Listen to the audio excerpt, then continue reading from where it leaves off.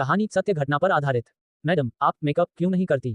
Teacher सुश्री रानी सोयामोई college के छात्रों से बातचीत करती हैं। उन्होंने कलाई घड़ी के अलावा कोई आभूषण नहीं पहना था। सबसे ज्यादा छात्रों को आश्चर्य हुआ कि उन्होंने फेस पाउडर का भी इस्तेमाल नहीं किया। भाषण अंग्रेजी में था। उन्होंने केवल 1 या 2 मिनट ही बोला, लेकिन उनके शब्द दृढ़ संकल्प से भरे थे। फिर बच्चों ने उनसे कुछ सवाल पूछे। प्रश्न, आपका नाम क्या है? मेरा नाम रानी है, सोयामुई मेरा पारिवारिक नाम है। मैं ओडिशा की मूल निवासी हूँ। ... और कुछ पूछना है? दर्शकों में से एक दुबली पतली लड़की खड़ी हुई। पूछो, बच्चे। मैडम, आप मेकअप क्यों नहीं करती? टीचर का चेहरा अचानक पीला पड़ गया। उनके पतले माथे पर पसीना आ गया। उनके चेहरे की मुस्कान फीकी पड़ गई। दर्शक अचानक चुप हो गए। उन्होंने टेबल पर रखी पानी की बोतल खोली और थोड़ा पानी पिया। फिर उसने धीरे से छात्र को बैठने का इशारा किया। फिर वह धीरे से बोलने लगी। तुमने एक परेशान करने वाला सवाल पूछा है। यह ऐसा सवाल है जिसका जवाब एक शब्द में नहीं दिया जा सकता। मुझे जवाब में तुम्हें अपनी जीवन कहानी सुनानी है। मुझे बताओ कि क्या तुम मेरी कहानी के लिए अपने कीमती 10 मिनट निकालने को तैयार हो? तैयार। मेरा जन्म ओडिशा के एक आदिवासी इलाके में हुआ था। कलेक्टर ने रुककर दर्शकों की ओर देखा। मेरा जन्म कोडरमा जिले के आदिवासी इलाके में एक छोटी सी झोपड़ी में हुआ था, जो मीका खदानों से भरा हुआ था। मेरे पिता और माता खनिक थे। मेरे 2 बड़े भाई और एक छोटी बहन थी। हम एक छोटी सी झोपड़ी में रहते थे जिसमें बारिश होने पर पानी टपकता था। मेरे माता पिता कम वेतन पर खदानों में काम करते थे क्योंकि उन्हें कोई और काम नहीं मिल पाया था। ये बहुत गंदा काम था। जब मैं 4 साल की थी तब मेरे पिता, माता और 2 भाई कई बीमारियों के कारण बिस्तर पर पड़े थे। उस समय उन्हें यह नहीं पता था कि यह बीमारी खदानों में मौजूद घातक मीका धूल को अंदर लेने से होती है। जब मैं 5 साल की थी, मेरे भाई बीमारी से मर गए। एक छोटी सी आह भरकर कलेक्टर ने बोलना बंद कर दिया और अपने रुमाल से अपनी आंखें पोंछ लीं। ज्यादातर दिनों में हमारा भोजन सादा पानी और 1 या 2 रोटियां हुआ करता था। मेरे दोनों भाई गंभीर बीमारी और भूख के कारण इस दुनिया से चले गए। मेरे गांव में डॉक्टर तो छोड़िए, स्कूल भी नहीं था। क्या आप ऐसे गांव की कल्पना कर सकते हैं जहां स्कूल, अस्पताल या शौचालय न हो, बिजली न हो?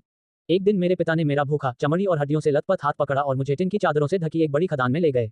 यह एक अभ्रक की खदान थी जिसने समय के साथ बदनामी हासिल कर ली थी।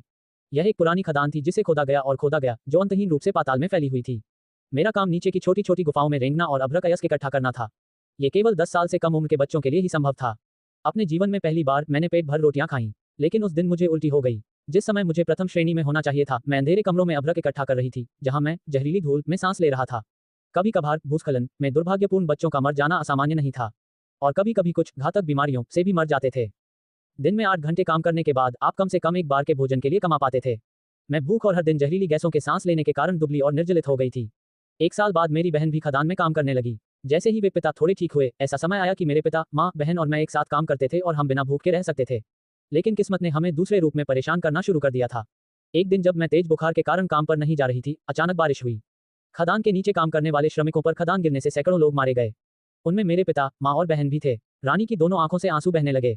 दर्शकों में हर कोई सांस लेना भी भूल गया। कई लोगों की आंखें आंसुओं से भर गईं। आपको याद रखना होगा कि मैं सिर्फ 6 साल की थी। आखिरकार मैं सरकारी अगाती मंदिर पहुंची। वहां मेरी शिक्षा हुई। मैंने अपने गांव से ही अपनी पहली अक्षर पद्धति सीखी थी। आखिरकार यहाँ टीचर आपके सामने हैं। आप सोच रहे होंगे कि इसका और इस बात का क्या संबंध है कि मैं मेकअप का इस्तेमाल नहीं करती। उसने दर्शकों की तरफ देखते हुए कहा। अपनी शिक्षा के दौरान ही मुझे एहसास हुआ कि उन दिनों अंधेरे में रेंगते हुए मैंने जो सारा अभ्रक इकट्ठा किया था, उसका इस्तेमाल मेकअप उत्पादों में किया जा रहा था।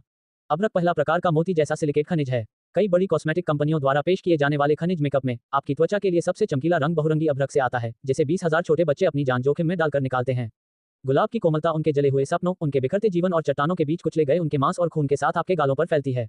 खदानों से बच्चों के हाथों से उठाए गए लाखों डॉलर के अभ्रक का इस्तेमाल आज भी किया जाता है हमारी सुंदरता को बढ़ाने के लिए। अब आप ही बताइए, मैं अपने चेहरे पर मेकअप कैसे लगाऊं? मैं अपने भाइयों की याद में पेट भरकर कैसे खाऊं जो भूख से मर गए? मैं अपनी माँ की याद में महंगे रेशमी कपड़े कैसे पहनूं जिन्होंने कभी फटे कपड़ों के बारे में सपने में भी नहीं सोचा था? जब रानी चली गई तो पूरा दर्शक अनजाने में ही खड़ा हो गया। उनके होठों पर हल्की मुस्कान थी, आंखों में आंसू पोंछे बिना उनका सिर ऊंचा था। ओडिशा में अभी भी उच्चतम गुणवत्ता वाला अभ्रक खनन किया जाता है। 20,000 से अधिक छोटे बच्चे स्कूल जाने के बिना वहां काम करते हैं। वे मर जाते हैं, कुछ भूस्खलन में और कुछ बीमारी से। कई साल बाद वह महिला भारत गणराज्य की पहली नागरिक बनी। महामहिम द्रौपदी मुर्मू, भारत गणराज्य की राष्ट्रपति।